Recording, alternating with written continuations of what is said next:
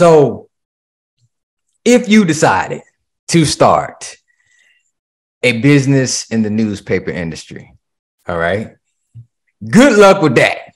Why? Why would you probably not be successful as a newspaper industry salesperson right now? Why? Because you're in a bad market. You know what I mean? Doesn't matter how good your sales are, how charismatic. You show up on a doorstep, try to sell somebody a newspaper. This day and age, it's not going to work well for you. And the same thing happens with multifamily, right? And the same thing happens with any industry. You need to be betting on a horse that works. And so today we're going to take a few minutes to talk about how you can select that market. Some of you are in great markets in your backyard. Some of you are going to have to travel to a market. And when you got the whole United States to pick from, how do you know what a good market is? How do you know what a good market is not? Today, we're going to talk about it, get to the bottom of that. So you can leave here with a plan to go ahead and select your market, start buying these apartment complexes. And we're here. That's what we do at the Multifamily Code, sort of rip off the veil, give you the real, and make sure that you know what to go do and what to implement in your business so you can be successful. So today we'll talk about market selection. I'm going to give you my personal 2 methods of market analysis. So tune in for that. And also going to leave you with some analysis and tools. So follow me. If you got pen and paper, you're going to want to jot down some of these websites that we use. You can take that. Use it to explore, because there'll be useful data there.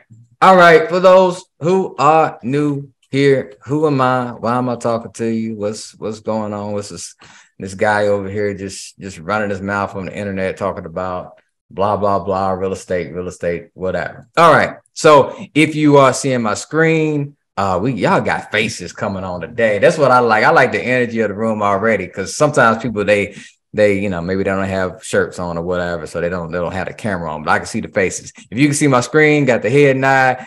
All right. So S&S Capital Partners. This is my company. You can read up on us. That's Nancy Sam capitalpartners.com. If you go there, you can see some of the acquisitions that we've done, reviews for some of our investors, some of our projects, just to know a little bit about me. I've been investing since 2016. That this is what I do. So also, if you want to hear about our projects, we have investment opportunities. You may say, hey, I like multifamily. I want to, basically be able to earn income without doing anything. Well, if you come over here, you join our community, you click this join now button, it'll put you into our database so that you hear about our opportunities. If you're not there, you're probably not hearing about projects as we bring them out and close on them. So just know that's where you can find out more about me and register to be in our world. Without any further ado, let's go ahead and start talking about it. So Tony Hart, I made it all the way to LA. Come on now. And it's like, what, 8 o'clock in the morning? Sony's over there at 8 o'clock in the morning talking real estate, getting his market, because LA may not be the market that you want. Okay, let's go ahead and hop into it. So my 2 methods. So we'll go ahead and hit you over the head right now with the 2 methods I use. One method is the data approach. Okay, we talk about data, how you use data to select the market. We're going to dig into that in detail. But also, I utilize what you call the common sense approach, right? And so what are those 2 methods when it comes to selecting a market? I'm going to start with common sense, right? Because some of y'all, you may have a busy day. You may get what you need in just this common sense approach. You don't even have to stay for the end of the meeting. So take this, do what you will with it, sort of go from there. Common sense approach. How do you select the market? 1, where do you live at? Maybe your backyard is a great market. As much data as you can put around stuff. If you live in a great market, let's not overcomplicate things, right? Where you're at. If you can't find deals, not a good market where you're at. Maybe it's too pricey. Maybe they don't have the type of units that you're looking for. If that doesn't work, another common sense approach is, where are you from, or where have you previously lived? So if you've lived in the area, you know that you already have a competitive advantage over everyone who has never lived in that place. So use that for your market selection. You may have family in these other areas, right? Family that can ride through various markets and streets and sort of let you know what's happening. They can be your boots on the ground. So use where you're at, 1, 2, where you're from or where you have lived, or 3, what I say, where you ultimately want to be. So the example there is like, hey, I know that I want to retire in Florida. That's not for me personally. This is just an example. But if you know that you want to retire in Florida, maybe you go pick a market in Florida because one, it'll give you a reason to travel there a couple times a year while you look for deals, set up your team, etc. And then if you know that's going to be your future landing spot, right? Well, you're already there. You already got assets. It just makes so much sense to do that. So that's sort of like the common sense approach. All right. And really, let me say this too, because there's a lot of people who share information. They tell you about how you can look at population growth and income and trends and data analysis, and you do all that stuff. But really, in reality, you also have to bring into account what type of multifamily apartment complex are you looking for. If you're going to buy a 6 unit or 8 unit, you don't need to go take 2 weeks doing a thorough market analysis about job growth and all these various indices and market assumption rates for your 8 unit. I'm not discounting an 8 unit, but don't overcomplicate things selecting the market, because those factors come into play. Like, I use the data approach, but it's also fitting for my business model. And you want to make sure that the information you have is fitting to your business model. So if you've attended other conferences or teachings, whatever, that sort of told you about some of these things we're going to get into, figure out if it works for you. Maybe it does, maybe it does not. All right. So that's my common sense approach. Use common sense. Number two, second method is the data approach. So now let's get into it. So when you talk about data, first thing we look for is population growth. All right. You want to make sure you got population. You want to make sure that you got good income trends. You want to know the employment, the unemployment rates in that particular market. You want to know what the cost of living is and some of the real estate trends, right? Is pricing in this market, the single family pricing going up, the single family pricing going down, because no matter what market you select, you're going to be affected by the real estate. Okay. The overall real estate. I'll give you an example. If home prices are going up, which in a lot of markets they are, then that means that renters are now having to bring more money to the table in order to buy anything. And if you are in the business of renting, that's good for you, right? Increasing pricing means you have a growing customer base of people who are going to rent or continue to rent. You've also got demographics, sort of knowing like, are you in a senior community, college towns, those sort of things. All of those help you put together a picture about the type of deals that you need to be looking at. So let's get into it a little bit with not just knowing these metrics, but sort of how to put your criteria. And let me say this right here too. When you are selecting the market, when I refer to markets, I'm talking about MSAs. That's Metropolitan Statistical Area. It's a big circle on the map. So some people will say, I'm only looking, like I'm in Georgia, and may say I'm only looking in Gwinnett County, Georgia. No, I want to look in the whole Atlanta metropolitan area. And that's what I call a market. So when you're selecting a market, make sure that you choose a big MSA so that you're not just narrowing yourself down. Now that we've disclosed that, okay, you want to make sure that you only have 2 to 3. A lot of people, seen so many people in this business, waste time, burn energy, underwriting 50 apartment complexes that come from all over the country because you have not narrowed down a market selection. You only want to have 2 to 3 of these things. And you want to go deep instead of wide. All right. So make sure that you know everything about your market. Now, if you have the common sense approach, and let's say you come up with 4, right? You've got maybe 4 markets. You lived in various places. You live in a good place. Maybe you don't know what to decide. Now you can use sort of a hybrid where you take the common sense approach and now you go into what I'm about to cover in the data approach, right? And you use that to narrow down your markets if you have more than 4. More than 2 or 3, right? So moving on, when it comes to the criteria, you want to have a location. You want to make sure that you know what jobs and employment centers are around there. Good thing to do is you go to Google, you type in Fortune 500 and your city name. All right. Google Fortune 500, your city name. That's going to tell you Fortune 500 companies, what they're doing in that market, right? Are they coming in? Are they shutting down? So when you're looking at markets, you want to make sure that you know that Fortune 500 companies are there. Use that in your location. Also, just Google alerts. Great thing that you can use to see what's going on in that city. So Google alert your city, Google alert that city and jobs, Google alert that city and Fortune 500. All right. Also, when it comes to population, when you look at population, you don't just want to know what it is, but is the population growing or declining? Right. I would invest in a linear market. And what I call a linear market is where the population basically stays the same. Here, you're going to see some of the secondary markets, right? You got primary markets, you got secondary markets. Usually in some of the secondary or even tertiary markets, you'll see that population doesn't necessarily go up, doesn't necessarily go down. It's sort of steady Eddie, right? It is what it is.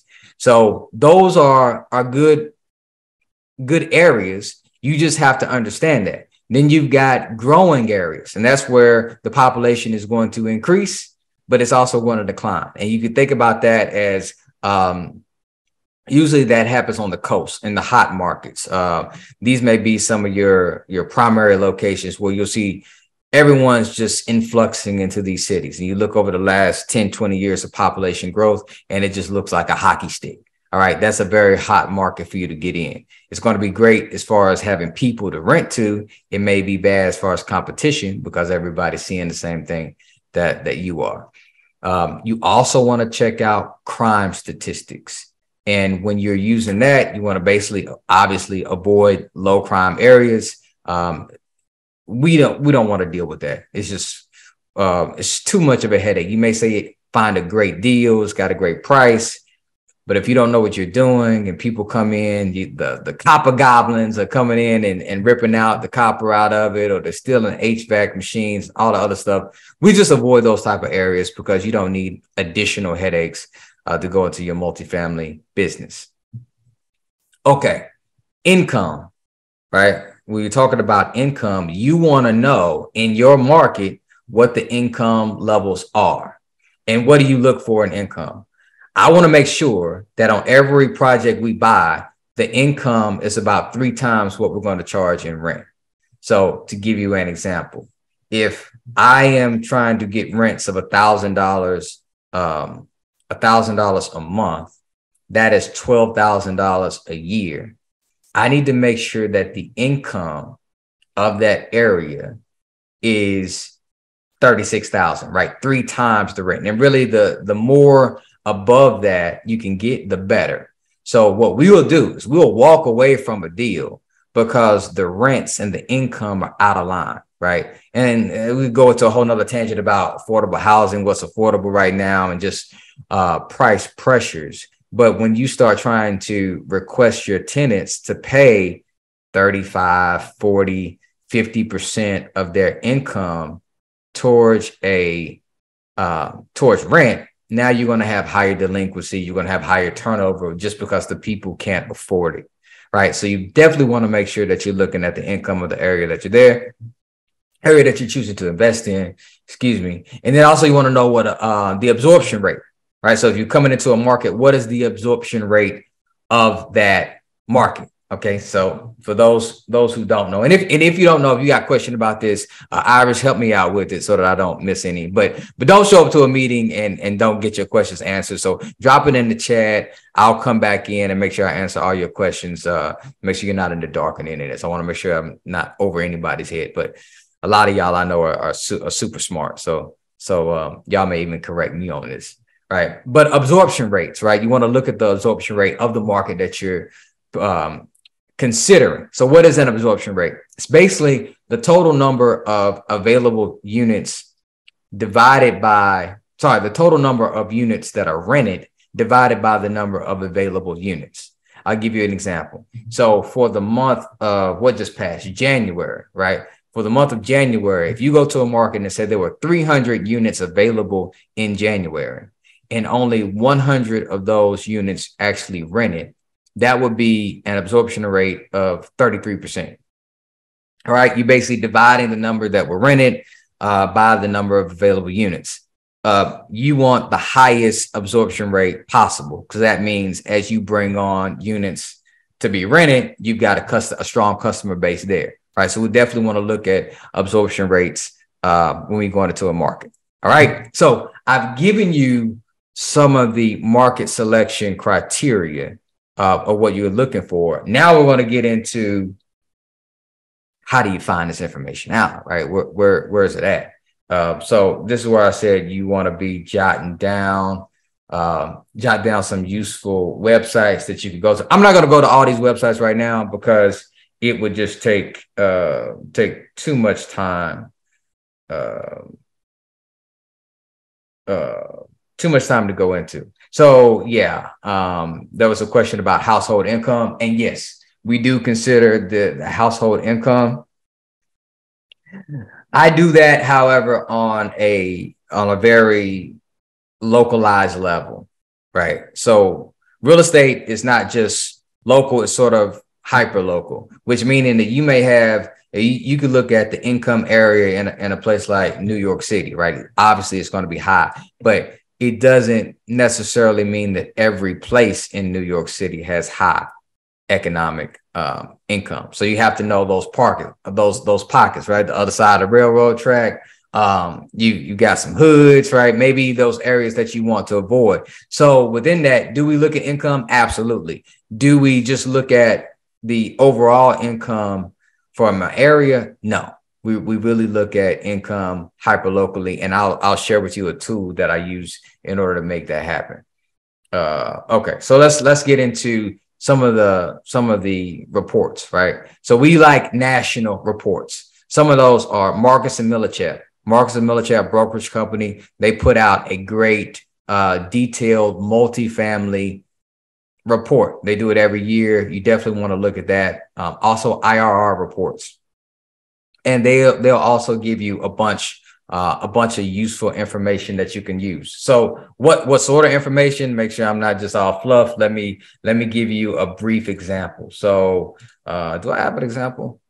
I do think it's here. Right. So this is IRR. You Google these things like IRR multifamily report. You go to their website, you register, they'll share with you some information. So what I'm looking at here is, I believe this is the 2023 multifamily market report.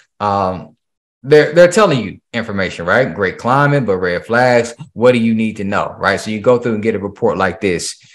We look at this because it's useful information. What this is, initial cap rate. What are your cap rates for metros and suburbs, right? So you see class A, very low. That looks like about 4.2, 4.3% for your A class properties. B class is a little bit higher.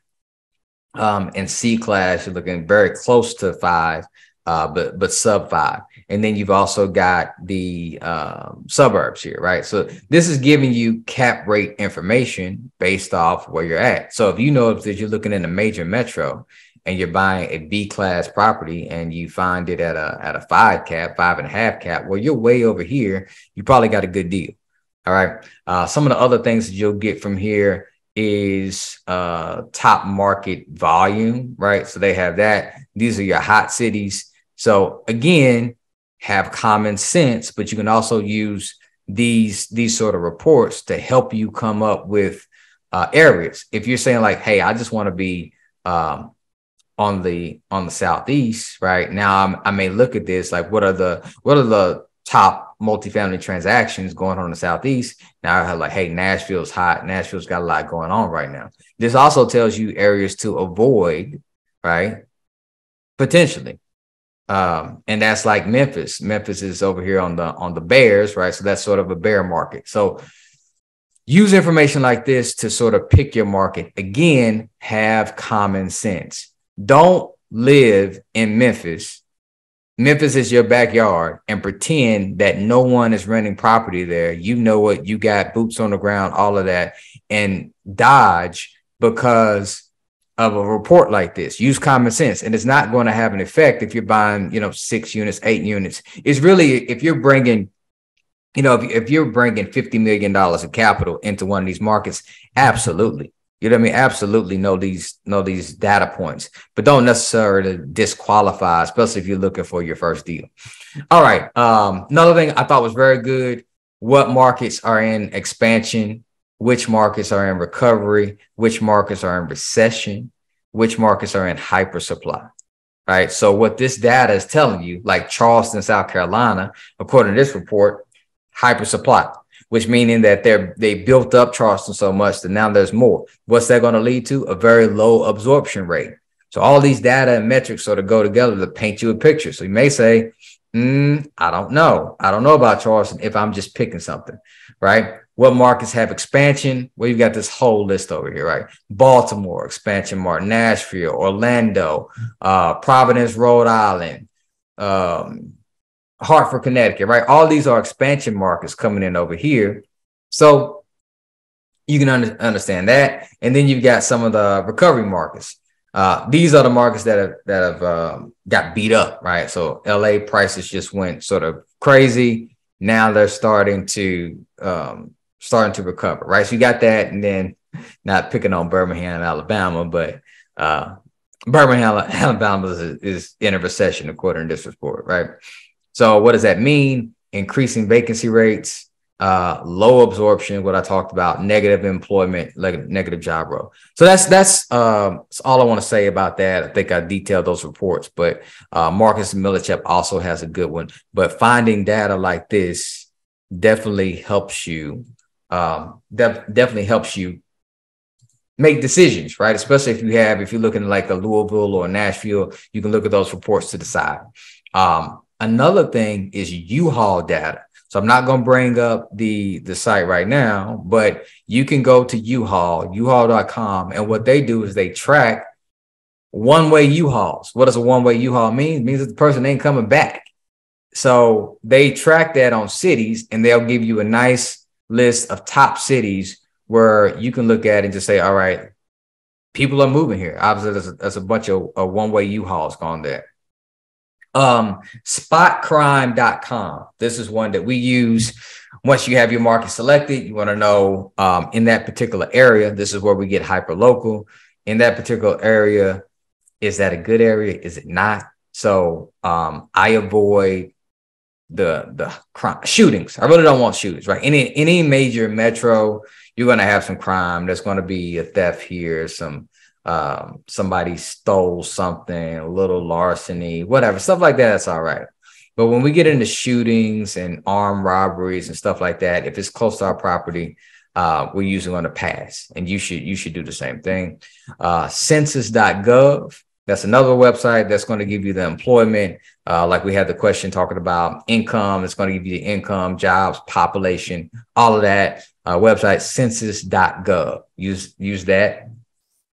You're going to want to know the neighborhood. Another one for crime. It'll give you crime. It'll give you schools. Schools is big, right? Crime, schools, as well as income data. And this one is Neighborhood Scout. So if you Google Neighborhood Scout, that website will give you all of that information, very detailed reports, good information.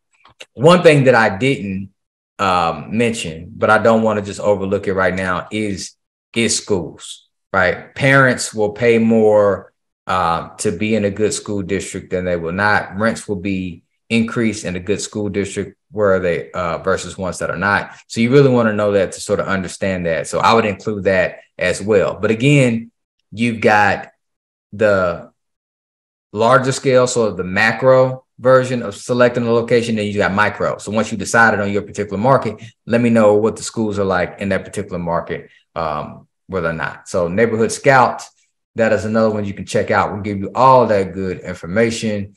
And then lastly, you can't discredit Google. Just Google your city and whatever you're looking for. And it gives you so many various websites. You'll be able to find out what jobs are coming there. Maybe it's not Fortune 500, but just things that are shifting in your market that may be good information for you. So cool. We're good on all that. Now, with that being said, where are my questions at? I think I covered that in hopefully good detail for y'all. I know if you take it and you use it, you take the common sense, you take these data points, you go to some of those websites that I mentioned now, and you're gonna be set, right? Rock solid for your 2 to 3 markets, right? Not coming up with 10 markets here. Now let me get into some of these questions. Who had questions in here? Let's go. I covered the household. What do we have? What is the spread that you're looking for on a cap rate versus the deal cap rate? Spread that you're looking for on a market cap rate versus the deal cap rate.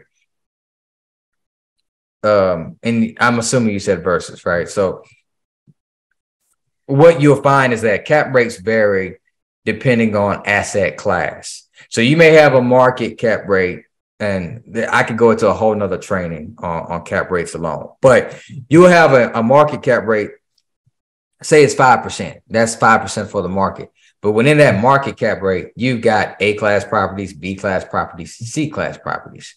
All right. For those that don't know, real quick, A-class is sort of like the creme de la creme. That's like the best brand new construction apartment building. You got C-class properties. Those are a little bit old, a little dated. And then you got Bs that are sort of in between, right? They're built within the last 10 to 20 years. They're relatively new. They're still solid, but you could do some updates to them, right? So those are your classes. What you'll find is that C-class properties are going to trade at a lower cap rate than A-class. I'm sorry, at a higher cap rate than A-class, right? So you have to not only know the market cap, but you really have to know your asset class and then what cap rate that is. So to answer your question, what difference in spread do I look for? We don't pay attention to it. Honestly, it's one of those things where you look at a deal today and ask yourself, does it make sense to buy this today based off what it's going to do tomorrow? All right. See you, Bo. Appreciate you hopping in.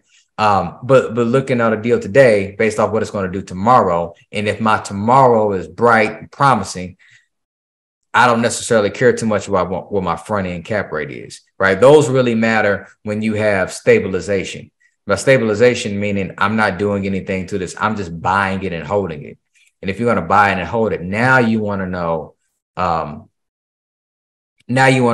what that cap rate is, because when you trade, it's going to be fairly consistent with what it is now, since you're just running it stabilized. I hope that answers your question. If not, just feel free to ask me any follow-ups. Brandon has got a good question. Would you avoid a deal in a market that you know little about, or would you try to find a local expert? All right. So yeah, let me put some more color around this. The reason that our company only focuses on 2 to 3 markets is what I advocate for, is that you want to build a team. So Paula can attest, right? I used to live in Northern Virginia. When I lived in Northern Virginia, I didn't buy in Northern Virginia because it was crazy expensive. So I bought in the South. I bought in Tennessee. I bought in Kentucky. I bought in Texas, right? But I was doing that because I had local experts, right? So if you aren't buying in your backyard, you want to be able to build a team in there and a team in the market that you're going to be pursuing. And in order to build that team, you can't build teams all across the United States. You need one team.